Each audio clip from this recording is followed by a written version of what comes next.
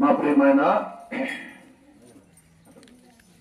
తుమ్మపూడి గ్రామస్తులకు దేవుని యొక్క నామమును బట్టి శుభాభివందనములు మీకు తెలియజేస్తున్నాం. ప్రియులారా, మనము యేసు పాట పాడుకుంటూ వచ్చినాం. యేసు నిన్ను పిలిచెను. ప్రియులారా, యేసు నిన్ను పిలిచెను. యేసు ఎవరయ్యా అంటే సర్వ సృష్టికర్త,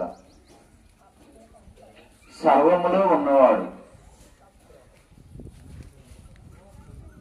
యేసు క్రీస్తు ప్రభువారు అందరికీ ప్రభు.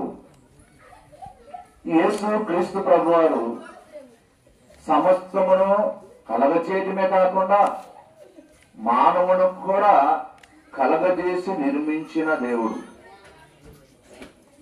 యేసు క్రీస్తు ప్రభువారు భూమిని అందునున్న సమస్తమును కలగజేసిన దేవుడు. ఆయన మానవుల్ని జ్ఞాపకం చేసుకుని ఆయన అందరిని కూడా దేవుడై ఉండి ఆయన మానవుల్ని ఆశీర్వదించే దేవుడు.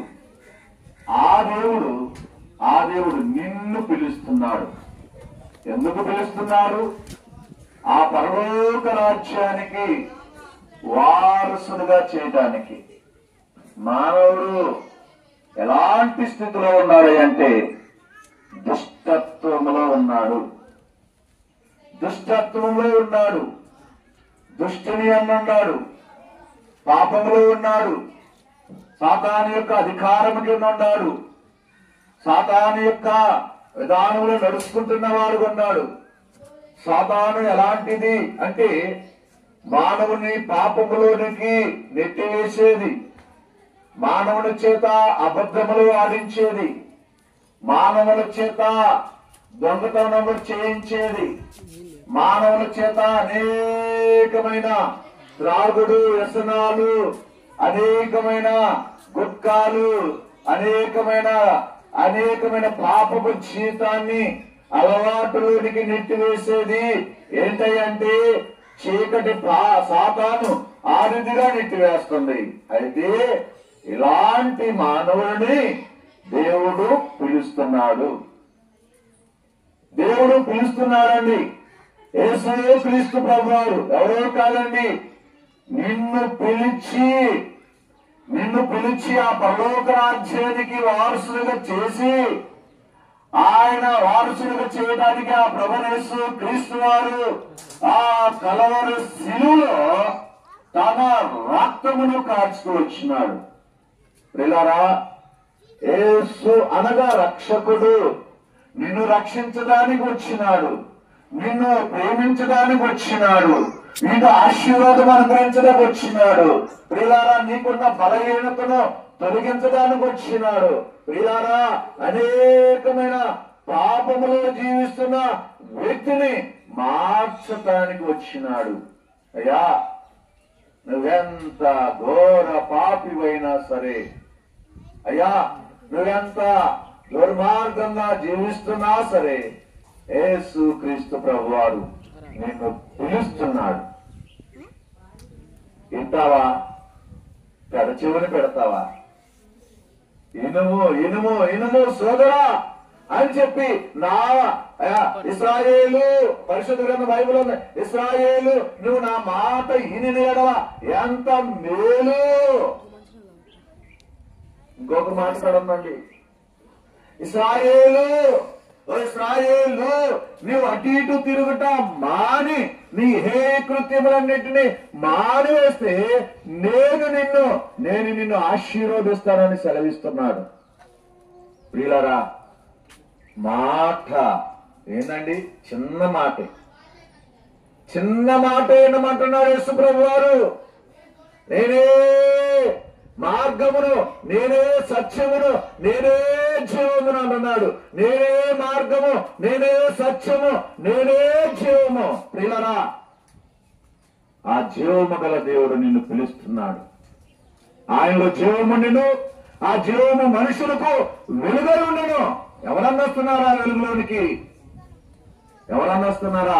వెలుగు మార్గములకు ఎవరన్నా వస్తున్నారా అంటే చీకటిలోనే జీవిస్తున్నారు, చీకటిలోనే నడుచుకుంటున్నారు, చీకటి క్రియలు కలిగి ఉంటున్నారు. చీకటి ద్వారా మానవుడు ఎక్కడికి వెళ్తున్నాడు? ఆ చీకటి క్రియలు కలిగి అంటే మానవుడు చచ్చిపోతున్నాడు అనుకుంటున్నారు చాలా మంది. ఎప్పటికైనా చచ్చిపోవాల్సి తక్కిడో బిక్కిడో అనుకుంటున్నారు. ప్రియులారా, చచ్చిపోయిన తర్వాత ఉండిద్దండి మానవుడి జీవితం. చచ్చిపోకముందు ఒక రకం, చనిపోయిన తర్వాత ఇంకొక రకము. అలాంటి చచ్చిపోయిన తర్వాత ఎక్కడుంటావు? నీ గమ్యం ఎక్కడ? ఈ లోకంలో కొద్ది కాలమే నువ్వు జీవించగలుగుతావు, కొద్ది కాలమే బ్రతకగలుగుతావు, కొద్ది కాలమే నీ కుటుంబం కోసం ఉంటావు. ఆ తర్వాత ఈ లోకాన్ని విడిచి వెళ్లాల్సిందే, ఈ లోకాన్ని విడిచి వెళ్ళిపోవాల్సిందే. మరి ఈ లోకాన్ని విడిచి ఎక్కడికి వెళ్తున్నావు? ఎక్కడికి వెళ్తున్నావు? ప్రశ్న వేసుకో. ఎక్కడికి వెళ్ళాలి? చచ్చిపోయిన తర్వాత ఈ ఆత్మ ఎక్కడికి వెళ్తుంది? ఆత్మ, మానవుడు శరీరముతో ఉన్నాడు, ఆత్మ ఉంది. శరీరం విడిచిపెట్టబడిన తర్వాత ఆత్మ దాన్ని దయచేసిన దేవుని ఎద్దకు వెళ్తుంది. మరి అక్కడ తీర్పులో నిలబడాలండి. ప్రియులారా, పాపము నీలో ఉంటే పరిశుద్ధుడైన దేవుణ్ణి కలుసుకోలేవు. పరిశుద్ధత లేకుండా ప్రభుని ఎవరూ చూడరని పరిశుద్ధ గ్రంథం బైబుల్ చదివిస్తున్నది. పరిశుద్ధత లేకుండా ప్రభుని ఎవరు చూడరంట. పరిశుద్ధత ఏంటండి? హృదయాల్లో ఉన్న పాపడాగులు తీసివేసుకోవడమే. హృదయంలో ఉన్న పాపడాగులు తీసుకేసుకోవాల్సింది. ప్రియులారా, ఒక మామిడి పండు లేకపోతే ఏదైనా పండు కొన్నావు, ఆ పండు తినకోకుండా అలాగే ఉంచితే ఎలా ఉండుదంటే అది కొద్ది దినాల తర్వాత ఆ జాగ్రత్త దాచావు, ఏదో ఒక సంచిలో దాచావు, ఆ తర్వాత అదేమైందంటే కుళ్ళిపోయింది. పండుగ ఉన్నప్పుడు వాసన మంచిగానే వేసిద్దండి, కుళ్ళిన తర్వాత వేసిద్ది వాసన కంపు కొట్టింది. ఎక్కడ కంపు కొడుతుందని చెప్పి నువ్వు దేవులాడుతుంటే ఆ సంచిలో కనబడింది ఏంటంటే మామిడి పండు.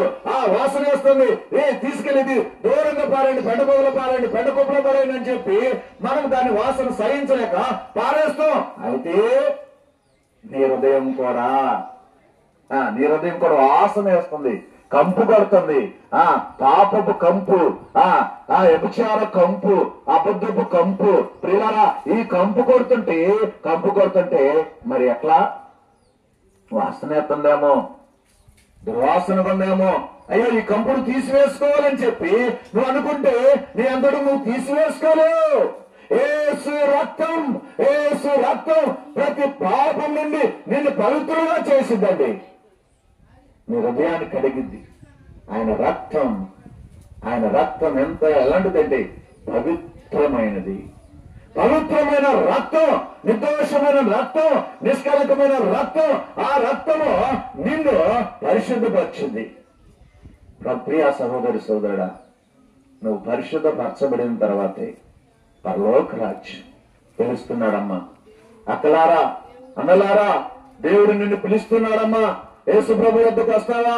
యేసుప్రభు నిన్ను ప్రేమించాడు. యేసుప్రభు నిన్ను ప్రేమించి పాపుల కొరకు ఆయన మరణించిన వాడు ఉన్నాడు. ప్రియులారా, పాపుల కొరకు ఆయన మరణించి ఆయన శ్రమపడి ఆయన ఈపి మీద ముండ్ల కిరీటం, ఆ తల మీద ముండ్ల కిరీటం, తల ఆ ప్రక్కల్లో బల్లిపోటు, ఆ ఈపు అంటూ దున్నబడుతూ వచ్చింది. ప్రియులారా, ఆయన ఖండించి ఉమ్మేసాడు. ప్రియులారా, ఎవరి కోసం అంటే నీ కోసము. పాపం చేసిన మనము, దుర్మార్గులు మనము, వ్యభిచారులు మనము, దొంగలు మనము, దోసుకునేవారు మనము, అన్ని మనమైతే మన కోసం ఎంత త్యాగం చేశాడండి ఆ ప్రభు. ఎంత గొప్ప త్యాగం చేశాడు. త్యాగమూర్తి అండి. ఎవరన్నా ఈ లోకంలో మానవుడి కొరకు ఎవరన్నా ఇంత త్యాగము చేసేవాళ్ళు ఎవరన్నా ఉండారా అంటే ఈ లోకంలో భూమి మీద ఒక్కడు కూడా లేడు. యేసు ప్రభు ఒక్కడే ఆ శిలువలో మానవులందరి పాపముల కొరకు ఆ కలవరి శిలువలో త్యాగం చేసి ఆయన మరణించి అట్లాగే ఉన్నాడా? లేడండి. మూడవ దినాన మృత్యుంజయుడు లేచినాడు.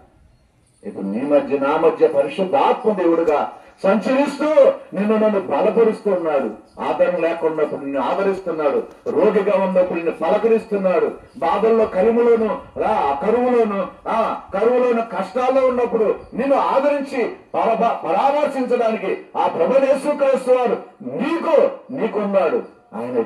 అయితే ఒకే ఒక్క మాట, ఆయన నిన్ను పిలిచినప్పుడు నువ్వు ఆయన వద్దకు వస్తే నీ జీవితం మారిపోయింది, నీ బ్రతుకు మారిపోయింది, నీవు సంతోషముతో ఉంటావు. ఆ సంతోషం, దేవుళ్ళు ఉన్న సంతోషం ఎక్కడ దొరకదండి. భార్య దగ్గర దొరకదు, పిల్లల దగ్గర దొరకదు, స్నేహితుల దగ్గర దొరకదు. యేసు ప్రభువులో ఉన్న సంతోషం లోకంలో ఎక్కడ దొరకదు. ఆయన వద్దే సంతోషం, నెమ్మది, నీ ప్రాణానికి నెమ్మది. కనుక యేసు క్రీస్తు ప్రభునందు నీకు నెమ్మది దొరకాలంటే ఆయన వద్దకు రా. నిన్ను ఒక వ్యక్తిగా చూస్తలే ఆయన, ఒక దుర్మార్గుడుగా, పాపిగా, అబద్ధికుడుగా కూడా నిన్ను చూస్తలా. నిన్ను ప్రేమతో నిన్ను పలకరించడానికి, నీ ప్రేమతో ఆయన ఎద్దకు చేర్చుకోవడానికి ఇష్టపడుతున్నాడు. నువ్వు ఇష్టపడితే ఆయన వద్దకు రా. తనకిష్టమైన వారికి భూమి మీద సమాధానం ఇస్తాడు. తనకిష్టమైన వారికి ఆయన వద్ద ఉన్న ఐశ్వర్యాన్ని, ఆయన వద్ద ఉన్న సమస్తమును దేవుడు నీకు ఇస్తాడు. అట్టి విధానంలో నీకు దేవుడు సమస్తము ఇవ్వాలన్నా నువ్వు సమస్తము ఆయనకి సమర్పించుకొని, నీ హృదయాన్ని ఆయనకి సమర్పించుకుని ఆయన కొరకు జీవించడానికి ఇష్టపడు. ప్రభువైన యేసుక్రీస్తు వారు నిన్ను అట్టి విధానములో ఆ రక్షణ మార్గంలోకి నడిపించి ఆ పరలోక ఆశీర్వాదాన్ని నీకు దేవుడు అనుగ్రహించునుగాక. మరి ముఖ్యంగా మీరు తెలుసుకోవాలంటే మా దాసులు చెబుతారు, మీ కొరకు చిన్న ప్రార్థన చేస్తాం. మా ప్రియులారా, ఇంకా ప్రభువైన యేసుక్రీస్తు వారిని గురించి మీరు ఎక్కువగా తెలుసుకోవడానికి మనకు సమీపంలోనే, మన తుమ్మపూడి గ్రామంలోనే మెయిన్ రోడ్ దగ్గరలో ఆర్సిఎం స్కూల్ దగ్గర బేతనియా ప్రార్థనా మందిరం ఉన్నది. అక్కడ ప్రతి ఆదివారము ఉదయకాలం 7 గంటల నుండి 9:30 వరకు, 10:30 నుండి 1:30 వరకు దైవారాధన కార్యక్రమాలు జరిగించబడుతూ ఉన్నాయి. వారంలో ఆయా కోడికలు జరిగించబడుతూ ఉంటున్నాయి. దైవ సేవకులు కుటుంబంగా అక్కడ ఉంటున్నారు. మీకు వాక్యాన్ని అందించి మీ క్షేమము కొరకై ప్రార్థన చేసేదరు. మీ అందరినీ ప్రేమతో ప్రభువైన యేసుక్రీస్తు నామములో ఆహ్వానిస్తూ ఉంటున్నాం. ఈ స్థలాన్ని విడిచి వెళ్ళక ముందు మీ క్షేమము కొరకై మేము ప్రార్థన చేస్తాం.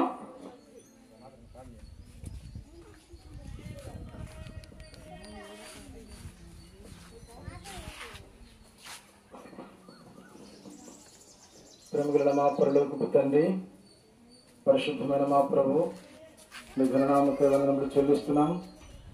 మా ప్రియులు, మా ప్రభావ వీధిలో ఉన్న మా ప్రియుల కుటుంబాలను మీరు దీవించండి. మీ దాసును నిలుపుకొని మీరు ఇచ్చిన వాక్య భాగముకై స్తోత్రాలు. ప్రభావిన వారిలో మీ కార్యం మీద జరిగించండి. మా ప్రణతిని ఇంకా రక్షణ లేని వారికి రక్షణ మారు మనసు దయచేయండి. యేసుక్రీస్తు అందరికీ ప్రభు. ప్రభా, మీరు మీ బిడ్డల్లో మీ కార్యంలో జరిగించి మీరు మహిమ తెచ్చుకునండి. ప్రభా, బేతనైతే నడిపించండి. ఈ పరిచయం ముద్రించండి. ముందుకు వెళ్తున్నాం, సహాయం చేయమని యేసయ్య నామములో అడిగి వేడుచున్నాము తండ్రి. ఆమేన్.